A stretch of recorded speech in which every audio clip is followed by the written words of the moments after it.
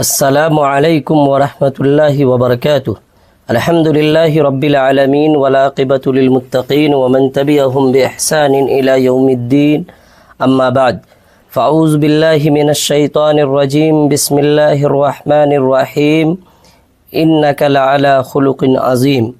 وقال النبی صلی اللہ علیہ وسلم بعثت لأتمم مکارم الاخلاق۔ ناظرین اور عزیز طلبہ و طالبات، آج آپ کے سامنے ہم جو درس لے کر حاضر ہیں، اس درس کا عنوان ہے نبی اکرم صلی اللہ علیہ وسلم کا عظیم اخلاق اور آپ کی جود و سخا۔ یعنی کہ آج کا جو ہمارا درس ہوگا وہ بنیادی طور پر دو عنوان پر مشتمل ہے، یا یوں کہیے کہ رسول کائنات صلی اللہ علیہ وسلم کی جو سیرت طیبہ ہے اس میں سے ہم دو گوشہ پر گفتگو کریں گے۔ پہلا گوشہ نبی اکرم صلی اللہ علیہ وسلم کا اخلاق کیسا تھا، آپ کا کردار کیسا تھا، اور جو دوسرا نقطہ ہے وہ یہ ہے کہ نبی اکرم صلی اللہ علیہ وسلم کی جود و سخا کا کیا عالم تھا۔ عزیز طلبہ و طالبات، نبی اکرم صلی اللہ علیہ وسلم کی ولادت سے قبل عرب معاشرے میں ہر طرح کی برائیاں عام تھی۔ چوری، زناکاری، ڈکیتی، شراب نوشی، مظلوموں پر ظلم کرنا، غریبوں پر ظلم کرنا، اس طرح کی جتنی برائیاں ہو سکتی تھی وہ عرب معاشرے میں پائی جاتی تھی۔ اس معاشرے کو ایک ایسے رہبر کی ضرورت تھی، ایک ایسے رہنما کی ضرورت تھی، ایک ایسے قائد کی ضرورت تھی۔ کراہتی ہوئی انسانیت کو کے درد کے مداوے کے لیے ایک ایسے رہبر اور رہنما کی ضرورت تھی جو اس معاشرے سے ظلم کا خاتمہ کر کے انصاف کا پرچم لہرا سکے۔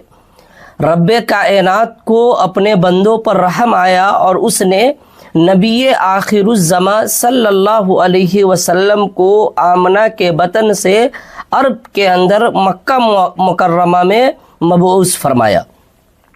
قرآن کریم کا جب ہم مطالعہ کرتے ہیں تو پتہ چلتا ہے کہ اللہ پاک نے ہم انسانوں کو بے شمار نعمتیں عطا کی ہیں۔ اتنی نعمتیں دی ہیں کہ اگر ہم ان نعمتوں کو گننا چاہیں، شمار کرنا چاہیں تو گن نہیں سکتے، شمار نہیں کر سکتے۔ اللہ فرماتا وَإِن تَعُدُّوا نِعْمَةَ اللَّهِ لَا تُحْصُوهَا، کہ اگر تم اللہ کی نعمتوں کو گننا چاہو، شمار کرنا چاہو تو گن نہیں سکتے، شمار نہیں کر سکتے، کاؤنٹ نہیں کر سکتے۔ اللہ پاک کی اتنی نعمتیں بندوں کو دی گئی ہے کہ اس کا احصاء اور اس کو گننا، اس کو اعداد و شمار میں لانا یہ ممکن نہیں۔ ان تمام نعمتوں میں اللہ پاک نے کہیں پر قرآن و حدیث میں یہ نہیں فرمایا کہ یہ نعمتیں دے کر ہم نے تم پر احسان کیا۔ کہیں پہ یہ نہیں کہا کہ ہم نے تمہارے لیے سورج بنائے تو تم پر احسان کیا، ہم نے تمہارے لیے چاند بنائے تو تم پر احسان کیا، ہم نے تمہیں چلنے کے لیے دو پاؤں دیے تو تم پر احسان کیا، ہم نے تمہیں دو ہاتھ دیے تم پر احسان کیا۔ لیکن جب اللہ پاک نے رسول کائنات صلی اللہ علیہ وسلم کو آخری نبی بنا کر اس دنیا میں مبعوث کیا تو قرآن کریم کے اندر فرمایا لَقَدْ مَنَّ اللَّهُ عَلَى الْمُؤْمِنِينَ إِذْ بَعَثَ فِيهِمْ رَسُولًا مِّنْ أَنفُسِهِمْ يَتْلُو عَلَيْهِمْ آيَاتِهِ وَيُزَكِّيهِمْ وَيُعَلِّمُهُمُ الْكِتَابَ وَالْحِكْمَةَ وَإِنْ كَانُوا مِنْ قَبْلُ لَفِي ضَلَالٍ مُّبِينٍ، کہ اللہ رب العالمین نے مومنین پر، ایمان والوں پر، اہل ایمان پر احسان کیا ہے کہ اللہ پاک نے انہی میں سے ایک رسول کو بھیجا، انہی میں سے ایک رسول کو بھیجا جو اللہ پاک کی آیتیں انہیں پڑھ پڑھ کر سناتے ہیں۔ وَيُعَلِّمُهُمُ الْكِتَابَ وَالْحِكْمَةَ وَيُزَكِّيهِمْ وَإِنْ كَانُوا مِنْ قَبْلُ لَفِي ضَلَالٍ مُّبِينٍ۔ تو رسول کائنات صلی اللہ علیہ وسلم کی بعثت، نبی کائنات صلی اللہ علیہ وسلم کو آخری نبی بنانا، رسول کائنات صلی اللہ علیہ وسلم پر نبوت کا خاتمہ کر کے اس کائنات میں آپ صلی اللہ علیہ وسلم کو مبعوث فرمانا، اس پوری امت پر احسان ہے۔ رسول کائنات صلی اللہ علیہ وسلم کے بارے میں اللہ رب العالمین نے فرمایا وَإِنَّكَ لَعَلَىٰ خُلُقٍ عَظِيمٍ، اے نبی اکرم صلی اللہ علیہ وسلم آپ اخلاق کے، کردار کے بلند مقام پر فائز ہیں، اس مقام پر فائز ہیں جہاں کوئی جا نہیں سکتا۔ آپ کا جو اخلاقی معیار ہے وہ بہت بلند ہے۔ اخلاق خلق کی جمع ہے۔ سوال یہ ہے کہ اخلاق کس کو کہتے ہیں؟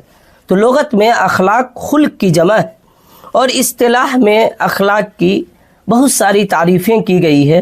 ان تعریفات میں سے ایک تعریف یہ ہے کہ اللہ کی جانب سے واجب یا مستحب تمام احکامات کی پابندی کرنا اور تمام ممنوع کاموں سے دور رہنے کا نام اخلاق ہے۔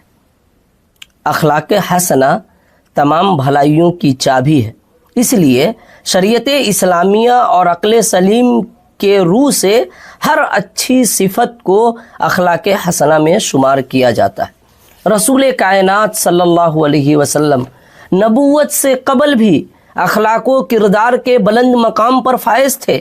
آپ 40 سال میں نبی بنائے گئے۔ نبوت سے پہلے جو 40 سالہ آپ کی زندگی ہے وہ بلند اخلاق و کردار سے عبارت ہے۔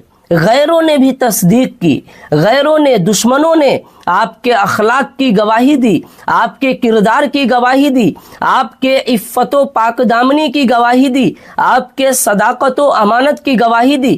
غیروں نے بھی آپ کو کہا ما جربنا علیک الا صدقا، ہم نے آپ کو سچ کے علاوہ اور کچھ کہتے ہوئے نہیں دیکھا۔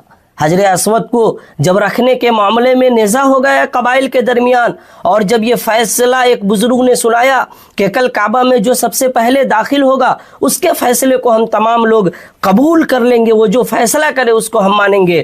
کل ہو کر کے رسول کائنات صلی اللہ علیہ وسلم سب سے پہلے حرم میں داخل ہوتے ہیں۔ تمام لوگوں نے جب نبی اکرم صلی اللہ علیہ وسلم کو دیکھا تو سب لوگوں نے ایک زبان ہو کر کہا تھا کہ امین آ گئے، صادق آ گئے، یہ جو فیصلہ کریں گے اس فیصلے کو ہم قبول کر لیں گے۔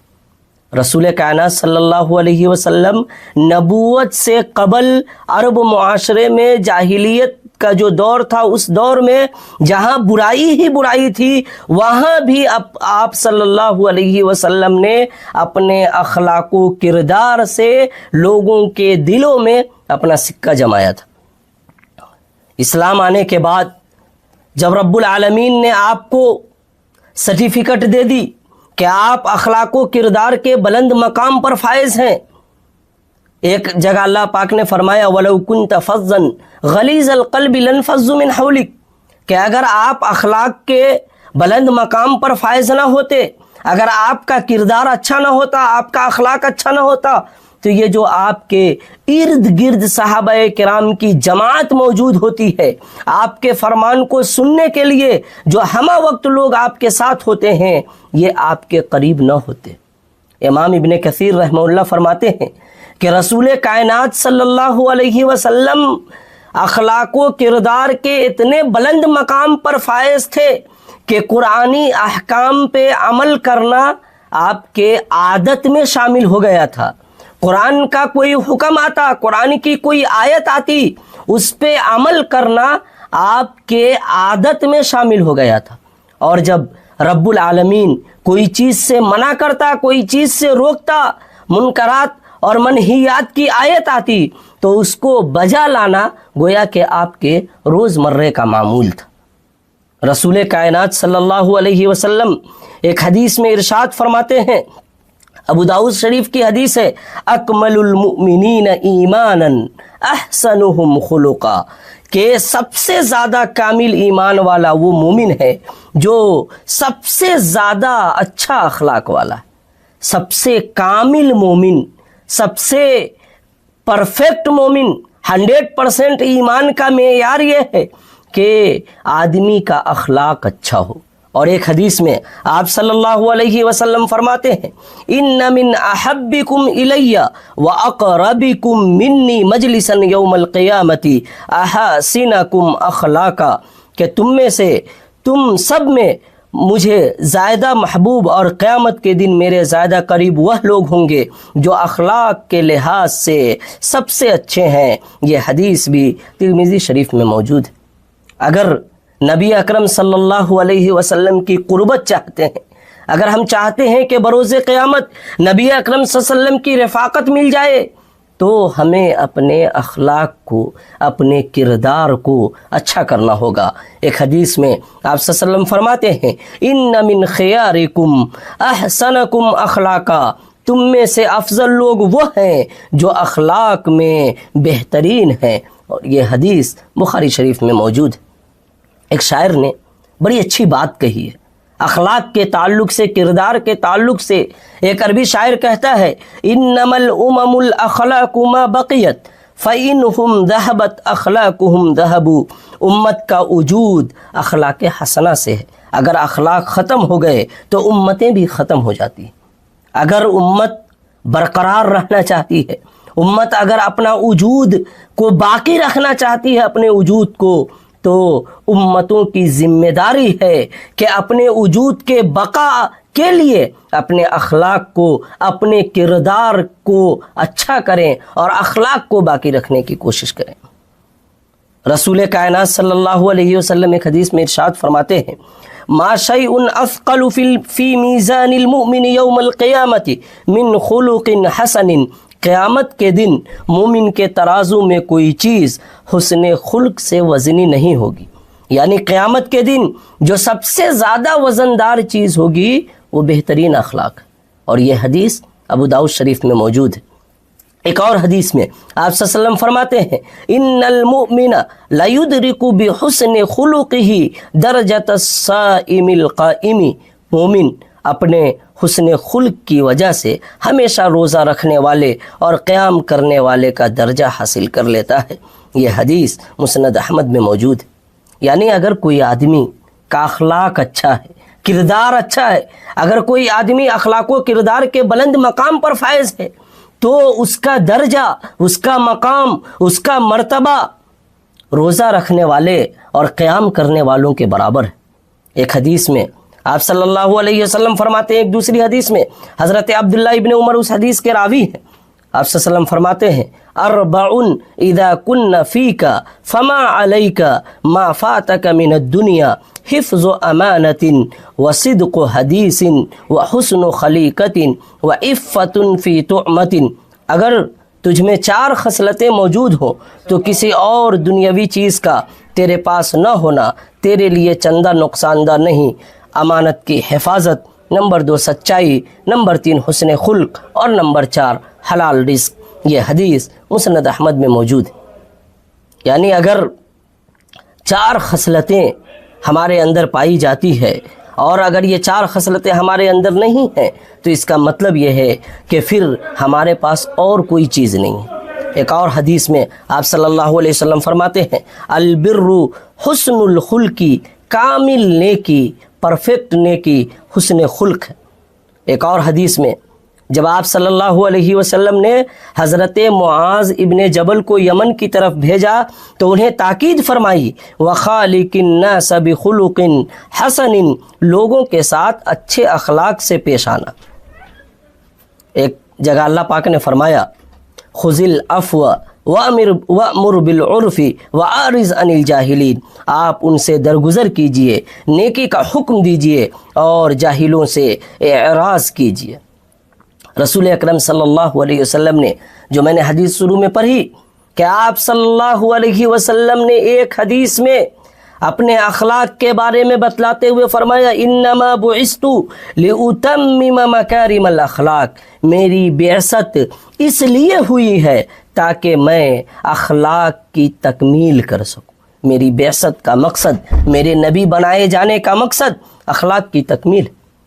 اما عائشہ ایک حدیث میں آپ صلی اللہ علیہ وسلم کے اخلاق کے بارے میں فرماتی ہیں، کسی شخص نے، کسی سائل نے اما عائشہ سے رسول کائنات صلی اللہ علیہ وسلم کے اخلاق کے بارے میں جب سوال کیا تو اما عائشہ نے فرمایا، کان خلق فإن خلق نبی اللہ کان القرآن، کہ نبی اکرم صلی اللہ علیہ وسلم کا اخلاق قرآن کے مطابق تھا۔ مسلم شریف کی حدیث ہے، اما عائشہ فرماتی ہیں کہ رسول کائنات صلی اللہ علیہ وسلم کا اخلاق قرآن کے مطابق تھا۔ قرآن میں جو چیزیں ہیں قرآن کی عملی تصویر رسول کائنات صلی اللہ علیہ وسلم تھے۔ کتنے ہی لوگ آپ کے اخلاق حسنہ سے متاثر ہو کر اسلام میں داخل ہوئے، جیسا کہ حضرت ثمامہ بن اسال کا واقعہ موجود ہے۔ وہ یمامہ کے گورنر تھے، مسجد نبوی میں گرفتار کر کے لائے اور مسجد نبوی کے کھمبے میں باندھ دیے گئے۔ بخاری شریف میں حدیث موجود ہے کہ حضرت ثمامہ ابن اسال کو گرفتار کر کے لایا گیا اور مسجد نبوی کے کھمبے میں باندھ دیا گیا۔ رسول کائنات صلی اللہ علیہ وسلم تشریف لائے اور فرمایا ماذا عندک یا ثمامہ، اے ثمامہ کیا حال ہے، تمہارے پاس کیا ہے؟ ایک قیدی ہے، قید کر کے لایا گیا ہے، مسجد نبوی کے کھمبے میں اسے باندھا گیا ہے۔ رسول کائنات صلی اللہ علیہ وسلم اس سے پوچھتے ہیں کہ اے ثمامہ تمہارے پاس کیا ہے؟ ثمامہ نے جواب دیا اندی خیر، میرے پاس بھلائی ہی بھلائی ہے، میرے پاس صرف خیر ہے۔ ان تقتل تقتل ذا دم وان تنعم تنعم علی شاکر، کہ اگر آپ مجھے قتل کروا دیتے ہیں تو میرا قتل کرانا آپ کے لیے جائز ہوگا، اور اگر آپ مجھ پہ انعام و اکرام کی بارش کرتے ہیں، اگر آپ مجھے معاف کر دیتے ہیں تو میں آپ کا شکریہ ادا کروں گا۔ اور اے اللہ کے رسول، اگر آپ کو مال کی طلب ہے، اگر آپ مال لے کر کے مجھے چھوڑیں گے تو بتائیے، میں مال دینے کے لیے تیار ہوں۔ رسول کائنات صلی اللہ علیہ وسلم واپس تشریف لے گئے۔ کل ہو کر پھر آئے، پوچھا ماذا عندک یا ثمامہ، ثمامہ کیا حال ہے، تمہارے پاس کیا ہے؟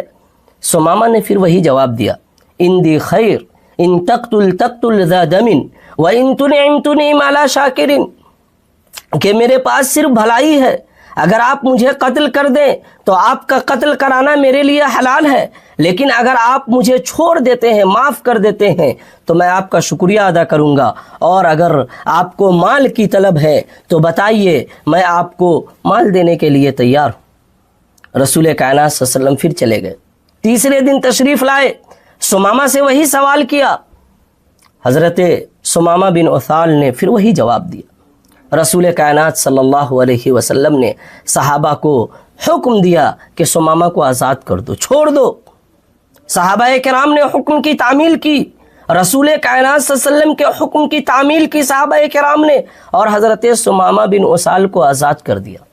ثمامہ گئے، قریب کے نہر میں جاتے ہیں، غسل کرتے ہیں، اور رسول کائنات صلی اللہ علیہ وسلم کے پاس آ کر کے اسلام قبول کرتے ہیں اور فرماتے ہیں، بڑا پیارا جملہ ہے۔ حضرت ثمامہ بن اسال نے اسلام قبول کرنے کے بعد رسول کائنات صلی اللہ علیہ وسلم کے سامنے جو جملہ کہا، وہ جملہ سنیے۔ حضرت ثمامہ کہتے ہیں واللہ ما کان علی الارض وجہ ابغض الی من وجہک فقد اصبح وجہک احب الوجوہ کلھا الی، آج سے پہلے اس روئے زمین پر میرے نزدیک سب سے مبغوض چہرہ، سب سے ناپسندیدہ چہرہ اے اللہ کے رسول آپ کا تھا، اور آج کے بعد اس کائنات میں اس روئے زمین پر سب سے محبوب چہرہ، سب سے پسندیدہ چہرہ آپ کا ہے۔ سوال یہ ہے کہ حضرت ثمامہ بن اسال اسلام قبول کیوں کیے؟ سوال یہ ہے کہ وہ قیدی جسے 3 دن تک مسجد نبوی کے کھمبے میں باندھا گیا تھا، اس کو جب آزاد کر دیا گیا، جب اسے آزادی مل گئی، چھوڑ دیا گیا، قیدی سے جب وہ آزاد ہو گیا تو اسے جہاں سے قید کر کے لایا گیا تھا وہاں چلا جانا چاہیے تھا۔ اس نے اسلام قبول کیوں کیا؟ اس نے اسلام نبی اکرم صلی اللہ علیہ وسلم کے اخلاق کی وجہ سے اس نے اسلام قبول کیا، رسول کائنات صلی اللہ علیہ وسلم کے کردار اور رویے کی وجہ سے۔ ثمامہ بن اسال کے قبول اسلام کی بنیادی وجہ صحابہ کرام کا رسول کائنات صلی اللہ علیہ وسلم کے حکم کے مطابق حضرت ثمامہ یعنی اس قیدی سے اچھا تعامل اور اچھا برتاؤ کرنا۔ اخلاق اگر اچھا ہے، آپ کے کردار اچھے ہیں، اگر آپ کے اخلاق اچھے ہیں عزیز طلبہ و طالبات، تو آپ کائنات پر حکومت کر سکتے ہیں، اچھے اچھوں کے دلوں میں اپنی جگہ بنا سکتے ہیں، پتھر سے پتھر انسان کو آپ موم میں تبدیل کر سکتے ہیں۔ اپنے دشمنوں کے دلوں میں عزت و اکرام اگر آپ بنانا چاہتے ہیں تو اس کے لیے صرف ایک راستہ ہے، اور وہ راستہ یہ ہے کہ آپ اپنے اخلاق کو، اپنے کردار کو اچھا کر لیجیے۔ رسول کائنات صلی اللہ علیہ وسلم نے ایک حدیث میں ارشاد فرمایا، رسول کائنات صلی اللہ علیہ وسلم کا اخلاق، رسول کائنات صلی اللہ علیہ وسلم کا کردار اپنے گھر والوں کے ساتھ، اپنے بیوی بچوں کے ساتھ، معاشرے کے لوگوں کے ساتھ، غریب طبقوں کے ساتھ، یتیموں کے ساتھ بڑا پیارا ہوتا تھا۔ ہر کے ساتھ رسول کائنات صلی اللہ علیہ وسلم اچھے سے پیش آتے تھے۔ اس قسم کی بے شمار مثالیں موجود ہیں۔ حسن خلق ہر مسلمان، خصوصاً ہر مخلص داعی حق کی خواہش ہوتی ہے، کیونکہ اسی کی برکت سے وہ نجات پاتا ہے اور اپنے تمام معاملات میں کامیابی حاصل کرتا ہے۔ اسی اہمیت کی بنا پر وہ رب کریم سے حسن خلق اور ہدایت کی دعا کرتا ہے۔ رسول صلی اللہ علیہ وسلم تہجد کی نماز شروع کرتے وقت اللہ سے التجا کرتے تھے، وَاہْدِنِي لِأَحْسَنِ الْأَخْلَاقِ لَا يَهْدِي لِأَحْسَنِهَا إِلَّا أَنْتَ، اے اللہ مجھے اچھے اور اعلیٰ اخلاق عطا کر، کیونکہ تیرے سوا کوئی اچھے اور اعلیٰ اخلاق عطا نہیں کر سکتا۔ یہ حدیث مسلم شریف میں موجود ہے۔ رسول کائنات صلی اللہ علیہ وسلم تہجد پڑھ رہے ہیں، قیام اللیل کر رہے ہیں، رات میں اللہ کی عبادت میں مشغول ہیں، مصروف ہیں، اور اللہ سے جو دعا کر رہے ہیں، اللہ سے جو مانگ رہے ہیں، وہ یہ مانگ رہے ہیں کہ اللہ میرے اخلاق کو، میرے کردار کو اچھا بنا دے۔ آپ صلی اللہ علیہ وسلم یہ بھی دعا کرتے تھے، اللہم کما احسنت خلقی فحسن خلقی، اے اللہ جیسے تو نے میری شکل و صورت اچھی بنائی ہے اسی طرح میرے اخلاق کو بھی اچھا بنا دے۔ یہ حدیث مسند احمد میں موجود ہے۔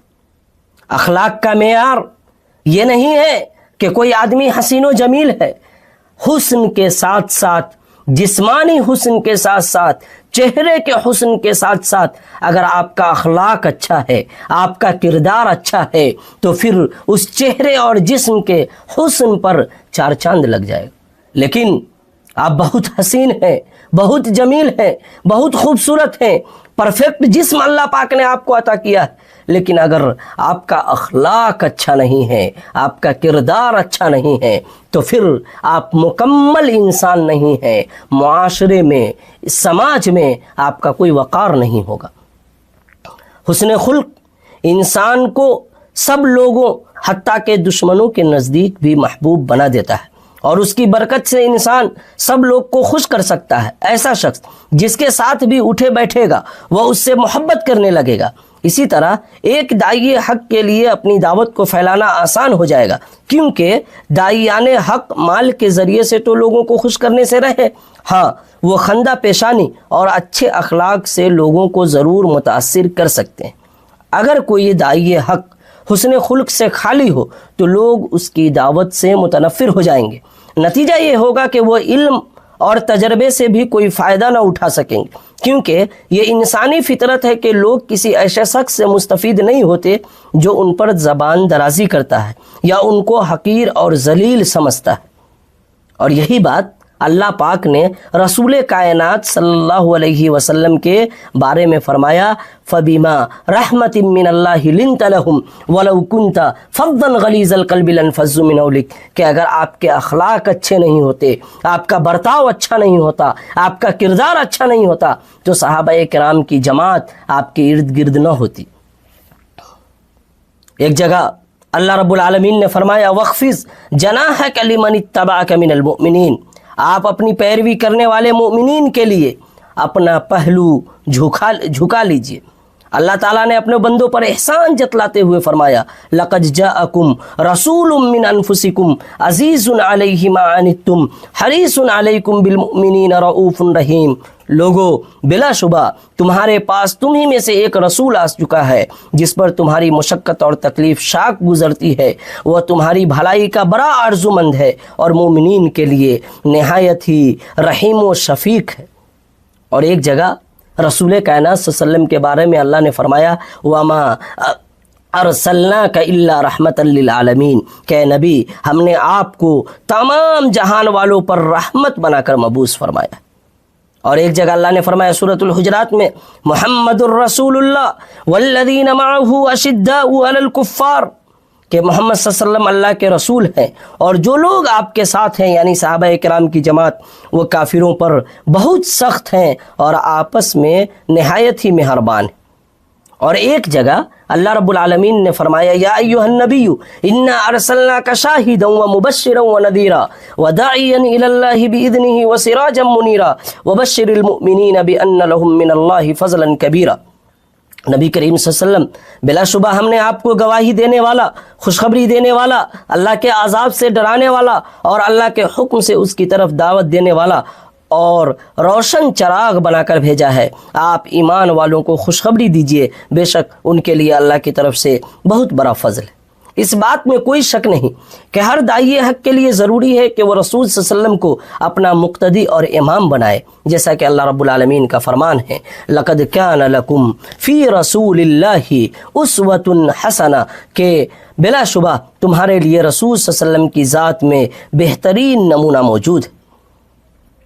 عزیز طلبہ و طالبات، اس امت کی اصلاح، ہدایت اور نشأت ثانیہ اس وقت تک صحیح طریقے سے نہیں ہو سکتی جب تک اس چشمہ صافی سے فیض حاصل نہ کیا جائے، تحریف شدہ خیالات و تصورات ترک نہ کیے جائیں، داعیان حق حسن خلق سے متصف نہ ہو، لوگوں کو صرف اسی چشمہ صافی کی طرف دعوت اور اسی کو اپنی ذات پر نافذ نہ کیا جائے۔ اللہ فرماتا ہے یا ایھا الذین آمنوا لم تقولون ما لا تفعلون کبر مقتا عند اللہ ان تقولوا ما لا تفعلون، کہ ایمان والو تم وہ بات کیوں کہتے ہو جو تم خود نہیں کرتے؟ اللہ کے نزدیک سب سے بری بات اور مبغوض بات یہ ہے کہ تم ایسی بات کہو جس پہ تم خود عمل نہیں کرتے۔ اور سورۃ العصر جو 30ویں پارے میں ایک سورت ہے جس کے بارے میں امام شافعی رحمہ اللہ کا غالباً قول ہے کہ آپ نے فرمایا کہ اگر اللہ رب العالمین بندوں کی ہدایت کے لیے صرف یہ سورت نازل کرتا تو کافی تھا، اور کوئی سورت نازل اور کوئی آیت نازل نہ فرماتا، صرف سورۃ العصر کا نزول فرما دیتا تو بندوں کی ہدایت کے لیے کافی تھا۔ اللہ فرماتا ہے والعصر ان الانسان لفی خسر الا الذین آمنوا وعملوا الصالحات وتواصوا بالحق وتواصوا بالصبر، قسم ہے زمانے کی یقیناً انسان خسارے میں ہے مگر وہ لوگ جو ایمان لائے، انہوں نے نیک کام کیا اور ایک دوسرے کو حق کی تاکید کی اور ایک دوسرے کو صبر کی تلقین کی۔ اس صورت میں بھی اللہ تعالیٰ نے عمل کو دعوت سے مقدم بیان کیا ہے۔ دعوت کے دوران میں حسن خلق داعی کو روشن دل بنا دیتا ہے، اس کے حواس کھول دیتا ہے جس سے اسے حق کے مقامات صاف نظر آنے لگتے ہیں اور اسے دعوت کے دوران میں ان صحیح ذرائع اور درست اسالیب کا پتہ چل جاتا ہے جو حالات و اشخاص کے مطابق ہوتے ہیں۔ اللہ فرماتا ہے یا ایھا الذین آمنوا ان تتقوا اللہ یجعل لکم فرقانا ویکفر عنکم سیئاتکم ویغفر لکم واللہ ذو الفضل العظیم، کہ ایمان والو اگر تم اللہ سے ڈرتے رہو گے تو وہ تمہارے لیے کسوٹی دلیل حق بنا دے گا اور تم سے تمہاری برائیاں دور کر دے گا اور تمہیں بخش دے گا۔ عزیز طلبہ و طالبات، دعوت میں حسن خلق آگ سے نجات اور جنت میں اعلیٰ درجات کے حصول کا سبب بنتا ہے۔ اللہ عز و جل کی رضا کے ساتھ ساتھ یہی مومن کا مقصود و مطلوب ہے۔ اس لیے جب رسول صلی اللہ علیہ وسلم نے ایک آدمی سے پوچھا ما تقول فی الصلاۃ قال اتشہد ثم اسأل اللہ الجنہ واعوذ بہ من النار اما واللہ ما احسن دندنتک ولا دندنت معاذ قال حولہا ندندن، تم نماز میں کیا پڑھتے ہو؟ اس نے کہا میں تشہد پڑھتا ہوں، پھر میں اللہ سے جنت کا سوال کرتا ہوں اور جہنم سے پناہ مانگتا ہوں، اور میں آپ کی اور حضرت معاذ رضی اللہ عنہ کی گنگناہٹ کو اچھی طرح نہیں سمجھتا۔ آپ اور معاذ کیا دعا مانگتے ہیں؟ نبی صلی اللہ علیہ وسلم نے فرمایا ہم بھی ان جنت و جہنم کے گرد ہی گنگناتے ہیں، جنت کا سوال اور دوزخ سے پناہ مانگتے ہیں۔ اس سے معلوم ہوتا ہے کہ اللہ عز و جل کی رضا کے حصول کے بعد تمام اقوال و افعال اور عقائد و اعمال کا مقصود و مطلوب جنت کا حصول اور آگ سے نجات ہے۔ رسول صلی اللہ علیہ وسلم نے حسن خلق والے شخص کو جنت کے بلند ترین حصے میں گھر ملنے کی ضمانت دی۔ اگر کوئی آدمی بہترین اخلاق کا مالک ہے تو رسول کائنات صلی اللہ علیہ وسلم نے اس کے لیے جنت میں گھر کی ضمانت دی ہے۔ اللہ کے رسول فرماتے ہیں انا زعیم ببیت فی ربض الجنت لمن ترک المراء وان کان محقا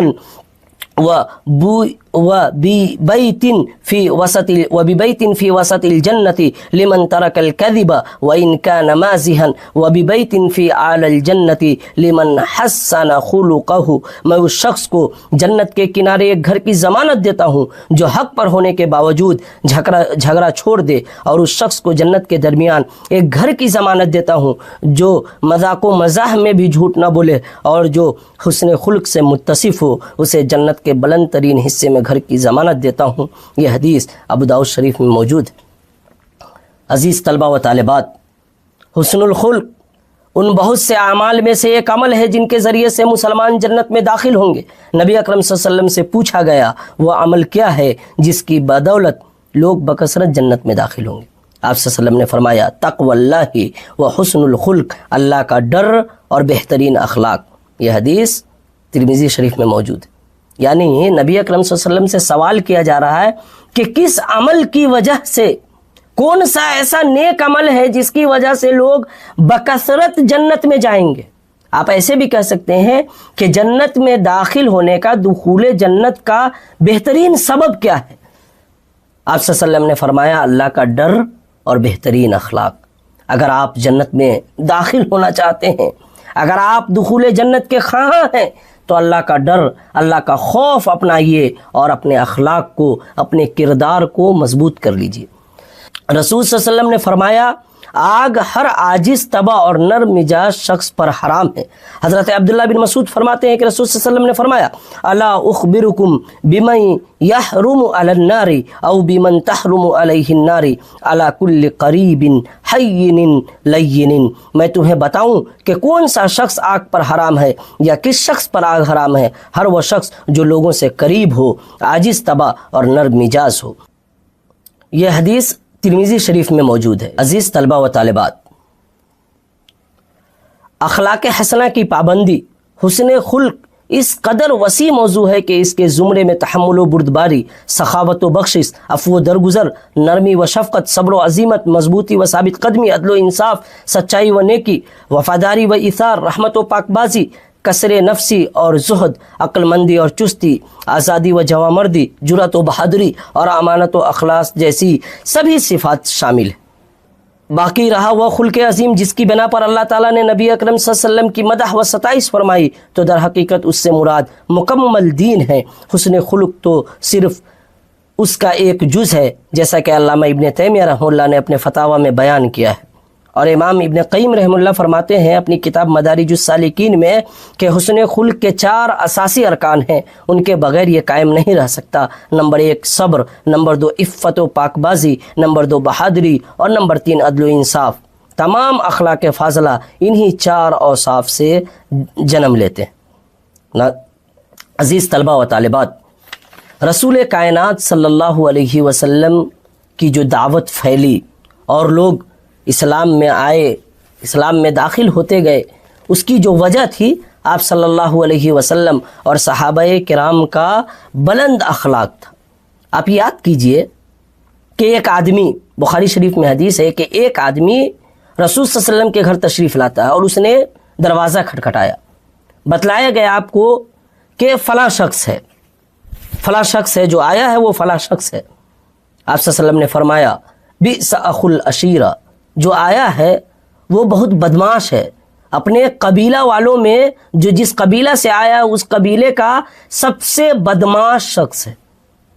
اس کے لیے دروازہ کھولا گیا، وہ رسول کائنات صلی اللہ علیہ وسلم سے ملاقات کرتا ہے، اور آپ صلی اللہ علیہ وسلم نے اس سے بڑے اچھے اخلاق سے بات کیا۔ بات کرتے ہوئے آپ مسکراتے رہے، بات کرتے رہے۔ اماں عائشہ دیکھ رہی ہیں پورے معاملے کو۔ جب وہ شخص چلا گیا تو اماں عائشہ نے فرمایا کہ اللہ کے رسول، اس کے آنے سے پہلے تو آپ کہہ رہے تھے کہ وہ شخص ایسا ہے، لیکن آپ تو اس سے جو بات کیے تو اس میں کہیں بھی نہیں لگا کہ وہ آدمی اخلاق کا اچھا نہیں ہے۔ تو آپ صلی اللہ علیہ وسلم نے فرمایا یا عائشہ متا احدتنی فحاشن، تم نے مجھے کسی کے ساتھ بد اخلاقی سے پیش آتے ہوئے کبھی دیکھا ہے؟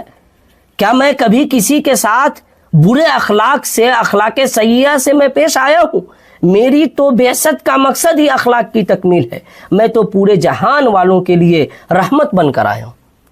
ایک شخص جس کے بارے میں خود رسول کائنات صلی اللہ علیہ وسلم کہہ رہے ہیں کہ وہ اپنے قبیلے کا سب سے برا شخص ہے، وہ بھی جب آ رہا ہے تو رسول صلی اللہ علیہ وسلم اپنے اعلیٰ اخلاق و کردار کا اس کے سامنے مظاہرہ کر رہے ہیں۔ رسول صلی اللہ علیہ وسلم کی پوری زندگی پڑھ جائیے، قدم قدم پہ آپ کو اخلاق حسنہ کی مثالیں ملیں گی۔ پہلی وحی نازل ہوئی، کانپتے ہوئے جب اماں خدیجہ کے پاس آئے، اور اماں خدیجہ نے جو آپ کو دلاسا دلاتے ہوئے فرمایا تھا، بخاری شریف میں حدیث ہے، کلا ابشر فواللہ لا یخزیک اللہ ابدا انک لتصل الرحم وتحمل الکل وتصدق الحدیث وتقرئ الضیف وتعین علی نوائب الحق، کہ اللہ کے رسول آپ کو گھبرانے کی ضرورت نہیں ہے، آپ کو پریشان ہونے کی ضرورت نہیں ہے، اللہ آپ کو ضائع نہیں کرے گا، اللہ آپ کو برباد نہیں کرے گا، اللہ آپ کو رسوا نہیں کرے گا۔ اس کی وجہ یہ ہے کہ آپ غریبوں کی مدد کرتے ہیں، بے کسوں کا سہارا بنتے ہیں، مہمان نوازی کرتے ہیں، صلہ رحمی کرتے ہیں، مظلوموں کی فریاد کو سنتے ہیں۔ آپ اخلاق و کردار کے بلند مقام پر فائز ہیں۔ آپ اتنے اچھے اچھے اوصاف سے جو آدمی متصف ہو، اللہ اس کو برباد نہیں کرے گا۔ اور آگے آئیے، صلح حدیبیہ سن 6 ہجری میں جب دستخط ہوا معاہدے پر، اس میں سے ایک شرط یہ تھی کہ اگر کوئی مکہ سے بھاگ کر کے مدینہ آ جائے، مسلمان ہو کر کے، کوئی کافر مسلمان ہو کر کے مدینہ آئے، تو رسول صلی اللہ علیہ وسلم اسے مکہ واپس کر دیں گے، اور اگر کوئی مدینہ کا آدمی مکہ جائے تو وہ لوگ واپس نہیں کریں گے۔ رسول کائنات صلی اللہ علیہ وسلم نے اس شرط پر اگر دستخط کیا تو اس کے پیچھے آپ کا اعلیٰ اخلاق اور آپ کا اعلیٰ کردار کار فرما تھا۔ فتح مکہ کے موقع سے سارے کے سارے دشمنان اسلام موجود ہیں، وہ لوگ جنہوں نے آپ کو تکلیفیں دیں، جنہوں نے آپ کو اذیتیں پہنچائیں۔ مکہ والوں نے آپ کے ساتھ کیا کیا سلوک نہیں کیا، آپ کو پاگل، مجنوں، دیوانہ اور پتہ نہیں کیا کیا کہا۔ نماز پڑھتے تو آپ کے جسم اطہر پر اوجھنیاں ڈال دی جاتی، لیکن اس کے باوجود جب آپ فاتح مکہ کے حیثیت سے داخل ہوتے ہیں تو آپ صلی اللہ علیہ وسلم نے اپنے اعلیٰ اخلاق و کردار کا مظاہرہ کرتے ہوئے فرمایا تھا، لا تثریب علیکم اليوم اذهبوا وانتم الطلقاء، جاؤ تم سب کے سب آزاد ہو، آج کسی سے کوئی بدلہ نہیں لیا جائے گا۔ اس سے اعلیٰ اخلاق کیا دنیا میں کوئی پیش کر سکتا ہے؟ رسول کائنات صلی اللہ علیہ وسلم اخلاق و کردار کے بلند مقام پر فائز تھے۔ بحیثیت مومن، بحیثیت رسول صلی اللہ علیہ وسلم کے پیروکار کے، صاحب ایمان کے، ہماری ذمہ داری ہے کہ ہم اپنی زندگی میں اخلاق و کردار کو نافذ کریں۔ سب سے اہم چیز جو ہمیں توحید کے بعد اور فرائض کے بعد اپنی زندگی میں نافذ کرنی ہے وہ یہ کہ ہمیں اپنے اخلاق کو، اپنے کردار کو اور اپنے اعمال کو اور اپنے معاملات کو اور لوگوں کے ساتھ جو ہمارا تعامل ہے وہ بہتر ہو۔ ہمارے موضوع کا، عزیز طلبہ و طالبات، موضوع کا جو دوسرا حصہ ہے، آپ صلی اللہ علیہ وسلم کی جود و سخا، اللہ کی راہ میں خرچ کرنا، غریبوں کی مدد کرنا، اس کی بے شمار فضیلتیں وارد ہوئی۔ اللہ نے فرمایا والذین یکنزون الذهب والفضة ولا ينفقونها في سبيل الله فبشرهم بعذاب أليم، کہ جو لوگ سونا اور چاندی جمع کرتے ہیں اور اللہ کی راہ میں خرچ نہیں کرتے، انہیں دردناک عذاب کی خوشخبری سنا دیجیے۔ اور سورۃ الانفال میں جو مومنین کے اوصاف بیان ہوئے، اس میں سے ایک وصف یہ ہے کہ جو مومنین ہوتے ہیں وہ اللہ کی راہ میں خرچ کرنے والے ہوتے ہیں۔ اللہ فرماتا ہے انما المؤمنون الذین اذا ذکر اللہ وجلت قلوبهم واذا تلیت علیہم آیاتہ زادتهم ایمانا وعلی ربهم یتوکلون الذین یقیمون الصلاة وینفقون مما رزقناہم۔ جو مومنین کے اوصاف ہیں اس آیت میں، اس میں سے ایک وصف، ایک صفت یہ ہے کہ وہ اللہ کی راہ میں خرچ کرنے والے ہوتے ہیں۔ اور اس کے بعد اللہ نے فرمایا اولئک ہم المؤمنون حقا، ان اوصاف سے جو مومن متصف ہوگا حقیقی معنوں میں وہی مومن ہے۔ رسول کائنات صلی اللہ علیہ وسلم کی جود و سخا کا عالم یہ تھا کہ حدیث میں آتا ہے کان رسول اللہ صلی اللہ علیہ وسلم اجود الناس، کہ آپ لوگوں میں سب سے زیادہ سخی تھے۔ بخاری شریف میں ایک حدیث ہے کہ اگر اللہ تعالیٰ مجھے احد پہاڑ کے برابر بھی سونا دے دے تو میں اس میں سے صرف قرض ادا کرنے کے لیے باقی رکھوں گا، جتنا میرے ذمے قرض ہے اتنا اپنے پاس رکھوں گا اس کو قرض کی ادائیگی کے لیے، اور بقیہ پورے کے پورے سونے کو اللہ کی راہ میں خرچ کر دوں۔ بخاری شریف میں یہ ایک حدیث ہے کہ رسول کائنات صلی اللہ علیہ وسلم نماز میں آئے، نماز پڑھائے، اور آپ کو یاد آیا کہ گھر میں کچھ سونا بچا ہوا ہے، آپ فوراً خلاف معمول نماز کے بعد گھر تشریف لے گئے اور جو چیزیں گھر میں تھی اس کو اللہ کی راہ میں خرچ کر دیا، صدقہ اور خیرات دے دیا۔ عزیز طلبہ و طالبات، جود و سخا ایک عظیم صفت ہے اور اس کے 10 مرتبے، جود و سخا کے 10 مرتبے ہیں۔ نمبر 1 جان کی سخاوت، یہ سخاوت کا سب سے اعلیٰ درجہ ہے۔ نمبر 2 سرداری کی سخاوت، سخی کو اس کی سخاوت مجبور کرتی ہے کہ ضرورت پڑے تو لوگوں کی حاجات پوری کرنے کے لیے اپنا پندار سرداری بھی قربان کر دے۔ نمبر 3 آرام کی سخاوت یعنی قربانی، یعنی لوگوں کے مفاد و مسالے میں مصروفیت کی بنا پر اپنا آرام بھی تج دے۔ نمبر 4 علم کی سخاوت، یہ بھی سخاوت کا اعلیٰ مرتبہ ہے اور یہ مالی سخاوت سے بلند تر چیز ہے۔ نمبر 5 اپنے اثر و رسوخ کی سخاوت، مثلا کسی کی سفارش کی جائے۔ نمبر 6 جسمانی نفع کی سخاوت، اس کی کئی صورتیں ہیں، مثلا لوگوں کے درمیان انصاف کرنا، جانور قابو کرنے میں کسی کی مدد کر دینا، کسی کو سواری پر سوار ہونے میں مدد دینا یا اس کا سامان سواری پر لاد دینا اور کسی سے اچھی بات کرنا، یہ سب نیکی کے کام ہیں اور بدنی سخاوت کے زمرے میں آتے ہیں۔ نمبر 7 اپنی عزت کی سخاوت، مثلا کسی غیبت کرنے والے، گالی دینے والے یا بے عزتی کرنے والے کو معاف کر دینا، جس کا مظاہرہ حضرت ابو زمزم نے کیا تھا۔ نمبر 8 صبر و برداشت اور غصہ ضبط کرنے کی سخاوت، یہ سخاوت مالی سخاوت سے زیادہ مفید اور بلند پایا ہے۔ نمبر 9 حسن خلق، چہرے کی مسکراہٹ اور خندہ پیشانی کی سخاوت، یہ صبر والی سخاوت سے بھی زیادہ وقی ہے۔ نمبر 10 لوگوں کے مال کی طمع نہ رکھنے کی سخاوت، کہ کسی کے مال کی طرف دھیان بھی نہ جائے۔ یاد رہے کہ سخاوت کے ہر مرتبے کا خصوصی مقام ہے اور اس کا دل میں خاص اثر ہوتا ہے۔ اللہ تعالیٰ کا وعدہ ہے کہ ہم سخی کو مزید دیں گے اور کنجوس کا اصل مال بھی ضائع کر دیں گے۔ رسول صلی اللہ علیہ وسلم کی ذات بابرکات میں جود و کرم کے تمام پہلو بدرجہ اتم جلوہ نما تھے۔ جو 10 بتائے گئے ہیں مراتب، وہ تمام کے تمام مرتبے رسول صلی اللہ علیہ وسلم میں بدرجہ اتم موجود تھے اور ان میں مالی سخاوت بھی شامل ہے۔ ہم یہاں مالی سخاوت کی چند مثالیں آپ کے سامنے پیش کرتے ہیں۔ حضرت انس بن مالک رضی اللہ تعالیٰ عنہ فرماتے ہیں کہ جب بھی رسول صلی اللہ علیہ وسلم سے اسلام کے نام پر کوئی چیز مانگی گئی تو آپ نے ضرور مہیا فرمائی۔ آپ کی خدمت میں ایک آدمی آیا، آپ نے اسے 2 پہاڑوں کے درمیان بکریوں سے بھری ہوئی پوری وادی عطا کر دی۔ وہ اپنی قوم کے پاس جا کر کہنے لگا، لوگوں مسلمان ہو جاؤ، محمد صلی اللہ علیہ وسلم تو دیتے وقت فقر و فاقہ سے ذرا بھی نہیں ڈرتے۔ یہ حدیث مسلم شریف میں موجود ہے۔ یہ عظیم واقعہ آپ کی بے مثال سخاوت و فیاضی کی نادر دلیل ہے۔ رسول صلی اللہ علیہ وسلم کی جود و سخا اللہ تعالیٰ کی رضا حاصل کرنے، لوگوں کو اسلام کی طرف راغب کرنے اور نو مسلموں کی تالیف قلب کے لیے ہوتی تھی۔ بسا اوقات ایسا بھی ہوتا تھا کہ کوئی شخص شروع میں تو دنیا کی خاطر اسلام قبول کرتا، مگر پھر اللہ تعالیٰ کے فضل، رسول صلی اللہ علیہ وسلم کی سخاوت اور نور اسلام سے متاثر ہو کر تھوڑے ہی عرصے میں اس کا دل اسلام و ایمان کا گہوارہ بن جاتا تھا اور پھر وہ اسلام کا ایسا شیدائی بنتا تھا کہ دنیا کی اس کی نظروں میں کوئی وقت ہی باقی نہ رہتی تھی۔ سخاوت کی ایک اور روشن مثال سماعت کریں۔ امام مسلم نے اس واقعے کو نقل کیا ہے کہ نبی اکرم صلی اللہ علیہ وسلم نے مکہ مکرمہ فتح کر لیا تو آپ اپنے ساتھیوں کو لے کر وادی حنین تشریف لے گئے، جہاں جنگ ہوئی تھی۔ وہاں زبردست لڑائی ہوئی۔ اللہ تعالیٰ نے اسلام اور مسلمانوں کی مدد فرمائی اور فتح حاصل ہوئی۔ اس دن آپ صلی اللہ علیہ وسلم نے صفوان بن امیہ کو 100 بکریاں دی، پھر اور 100 اور پھر مزید 100۔ صفوان کہتے ہیں کہ اللہ کی قسم جب آپ نے مجھے مال دینا شروع کیا تو اس وقت آپ مجھے سب لوگوں سے زیادہ ناپسند تھے، مگر جب مجھے دیتے رہے حتیٰ کہ آپ مجھے سب لوگوں سے زیادہ محبوب ہو گئے۔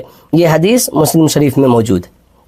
حضرت انس رضی اللہ عنہ کی ہی ایک روایت ہے کہ بہت دفعہ ایسا ہوا کہ ایک شخص دنیاوی معلومات کے خاطر اسلام قبول کرتا تھا، لیکن اسلام لانے کے بعد اسے اسلام دنیا و ما فیہا سے زیادہ محبوب ہو جاتا تھا۔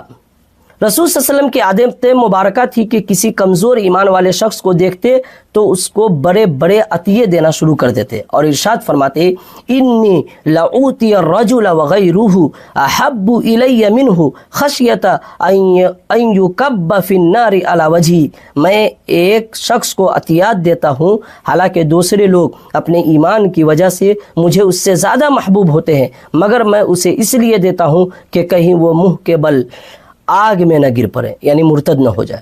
اس لیے حضرت انس رضی اللہ عنہ فرماتے ہیں فتفق یعطی رجالا من قریش المئۃ من الابل، کہ حنین کے موقع پر رسول صلی اللہ علیہ وسلم قریش کے بعض سرداروں کو 100 اونٹ دینے لگے تھے۔ مشرک خاتون سے حسن سلوک رسول صلی اللہ علیہ وسلم کے اخلاق کریمانہ کی ایک عظیم مثال ایک مشرک عورت کے ساتھ آپ کا حسن سلوک ہے۔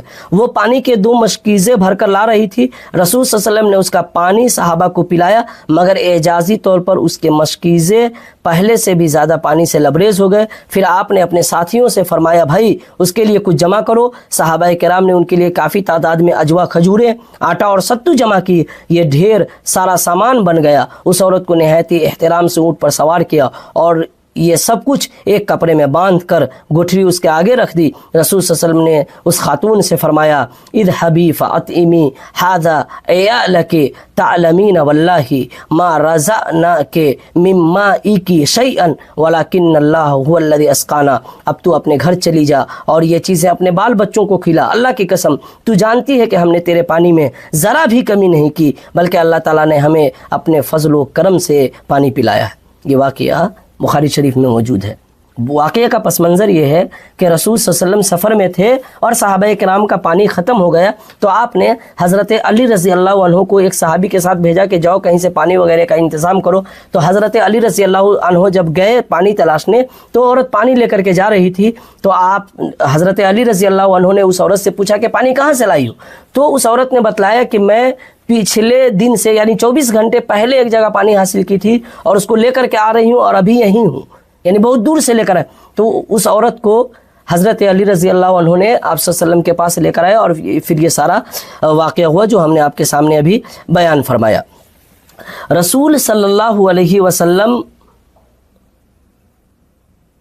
کو ایک خاتون نے اپنے ہاتھ سے اپنے دستے مبارک سے ایک چادر ہدیہ کی، اپنے ہاتھ سے بنایا ہوا، بخاری شریف میں واقعہ موجود ہے کہ اپنے ہاتھ سے بنایا ہوا ایک چادر ہدیہ کیا اور آپ صلی اللہ علیہ وسلم کو وہ بہت پسند تھا، لیکن ایک آدمی نے اس چادر کا مطالبہ کر دیا اور جب رسول صلی اللہ علیہ وسلم سے اس چادر کا مطالبہ کر دیا گیا تو پھر آپ صلی اللہ علیہ وسلم نے اس آدمی کو وہ چادر دے دیا۔ یہ چند مثالیں رسول صلی اللہ علیہ وسلم کے جود و سخا کے متعلق بیان فرمائی ہے ہم نے۔ رسول صلی اللہ علیہ وسلم دینے میں، جود و سخا میں اور لوگوں کو عطا کرنے میں کبھی بھی پیچھے نہیں رہتے۔ آپ کے پاس نہیں بھی کچھ ہوتا تو انتظام کرتے۔ آپ کے وہ جانثار صحابہ جنہوں نے آپ کی ایک ایک فرمان کو گلے لگایا اور نبی اکرم صلی اللہ علیہ وسلم زبان سے کوئی حکم جاری کرتے اور صحابہ کرام اس پہ عمل کرنا شروع کر دیتے۔ اگر صحابہ کرام نے حضرت عثمان غنی، صرف حضرت عثمان غنی کو آپ لے لیں، انہوں نے اللہ کی راہ میں کیا کیا صدقہ نہیں کیا۔ اللہ کی راہ میں حضرت عثمان غنی نے کیا کیا صدقہ نہیں کیا۔ غزوہ تبوک کے موقع سے کئی 100 اونٹ صدقہ دے دیا۔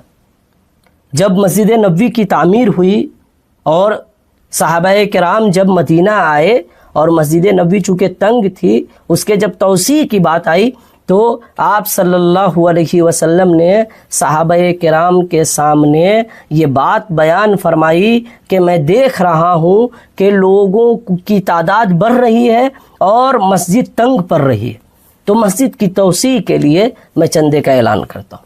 آپ حضرت عثمان غنی نے مسجد نبوی کی اکیلے توسیع کرا دی۔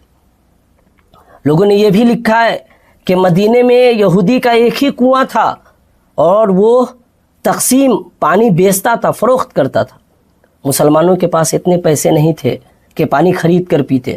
رسول کائنات صلی اللہ علیہ وسلم نے مسجد نبوی میں تشریف لائے اور صحابہ کرام کے سامنے جب پورا معاملہ بیان فرمایا تو حضرت عثمان غنی نے اس کنویں کو خرید کر مسلمانوں کے لیے وقف کر دیا۔ رسول کائنات صلی اللہ علیہ وسلم کے جود و سخا کا عالم یہ تھا کہ خود بھوکے رہتے لیکن غریبوں کی مدد کرنے میں آگے رہتے۔ غزوہ خندق کے موقع سے جب آپ کو دعوت دی گئی، ایک صحابی آئے اور انہوں نے کہا کہ چلیے گھر میں تھوڑا سا کھانا، روٹی وغیرہ، گوشت وغیرہ بنا ہوا آپ کھا لیجئے گا، زیادہ تعداد میں نہیں ہے اس لیے میں پورے صحابہ کو دعوت نہیں دے پا رہا ہوں، آپ چلیے میرے ساتھ اور کھا لیجئے گا۔ آپ صلی اللہ علیہ وسلم نے عام منادی کر دی، اعلان کر دیا کہ اس صحابی کے گھر میں انتظام ہے، چلیے ہم لوگ کھانا کھائیں گے۔ اور پھر سارے لوگ گئے اور رسول صلی اللہ علیہ وسلم کے برکت کی وجہ سے تمام صحابہ کرام نے شکم شیری سے کھانا کھایا۔ اتنا ہی نہیں بلکہ آپ صلی اللہ علیہ وسلم دینے والوں پہ خوش ہوتے۔ اما عائشہ فرماتی ہیں کہ ایک عورت میرے پاس آئی مانگنے کے لیے اور میرے گھر میں ایک کھجور کے علاوہ اور کچھ نہیں تھا، ایک کھجور تھا، صرف ایک کھجور اور کچھ نہیں تھا، اور میں نے وہ کھجور اس عورت کو دے دیا۔ گھر میں رسول صلی اللہ علیہ وسلم نے ایسی تربیت کی تھی اپنے گھر والوں کی کہ گھر میں ایک ہی کھجور ہے اور ایک سائل عورت مانگنے آ رہی ہے اور اماں عائشہ وہ کھجور اس عورت کو دے دی۔ اس عورت کے 2 بچی تھی چھوٹی چھوٹی۔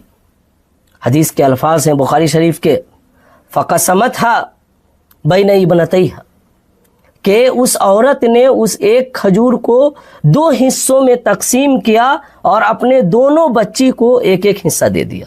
وَلَمْ تَأْكُلْ مِنْهَا شَيْئًا، اور اس میں سے خود کچھ نہیں کھایا۔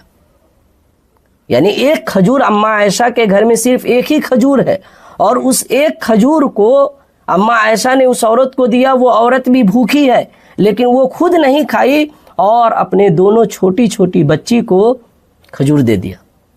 رسول کائنات صلی اللہ علیہ وسلم جب تشریف لائے تو اماں عائشہ نے پورا واقعہ بیان فرمایا۔ اللہ کے رسول اکرم صلی اللہ علیہ وسلم نے فرمایا کہ جس نے 2 بچی کی پرورش کی، 2 بچی کی صحیح سے تربیت کی، وہ جنت میں میرے ساتھ اس طرح ہوں گے جس طرح یہ 2 انگلیاں۔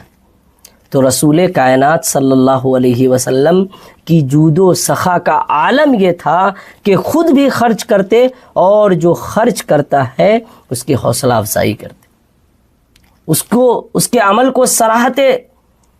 حدیث میں آتا ہے کہ رمضان کے مہینے میں رسول صلی اللہ علیہ وسلم کی جود و سخا کو تیز و تند ہوا سے تشبیہ دی گئی ہے، من ریح المرسلہ، کہ جو تیز ہوائیں چلتی ہے جس طرح سے رسول صلی اللہ علیہ وسلم کی جود و سخا کا عالم رمضان کے مہینے میں اس تیز ہوا کی طرح ہو جاتا۔ ناظرین محترم، اب تک جو ہم نے آپ کے سامنے آج کے درس میں بیان کیا وہ بنیادی طور پر 2 نقطہ تھا۔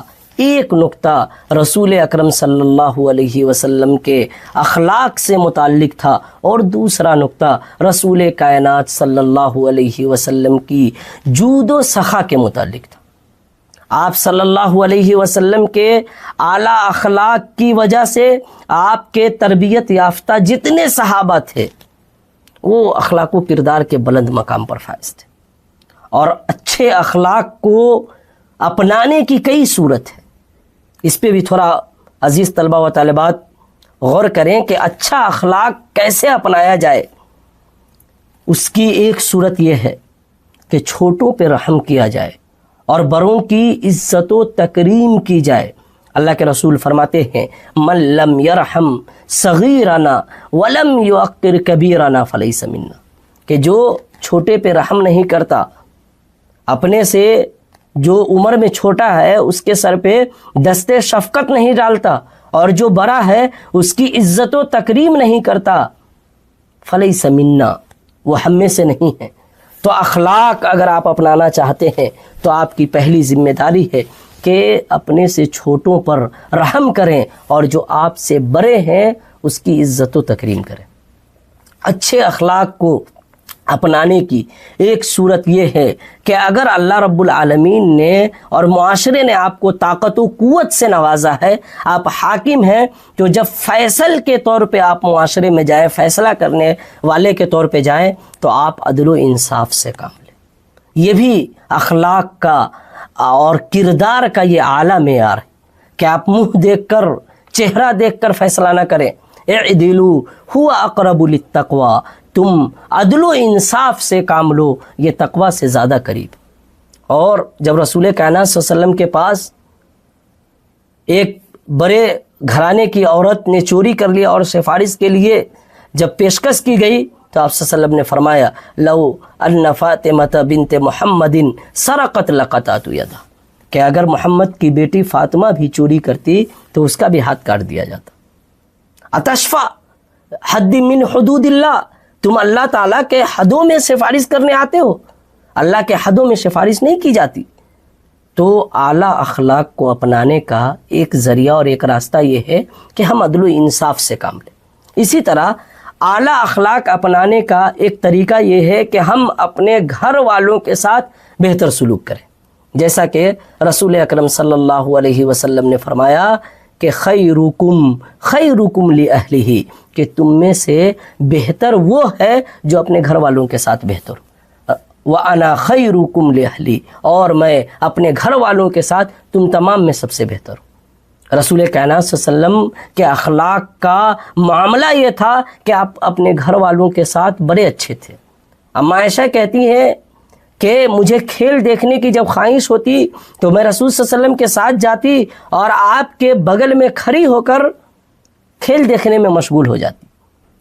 رسول کائنات صلی اللہ علیہ وسلم کھڑے رہتے، مجھے سہارا دیے رہتے، جب تک میں نہ کہتی کہ اے اللہ کے رسول چلیے اب ہو گیا، تب تک اللہ کے رسول نہیں کہتے کہ عائشہ چلو ہو گئے۔ تو اخلاق کو اپنانے کا ایک طریقہ یہ ہے کہ ہم اپنے گھر والوں کے ساتھ اچھا سلوک کریں۔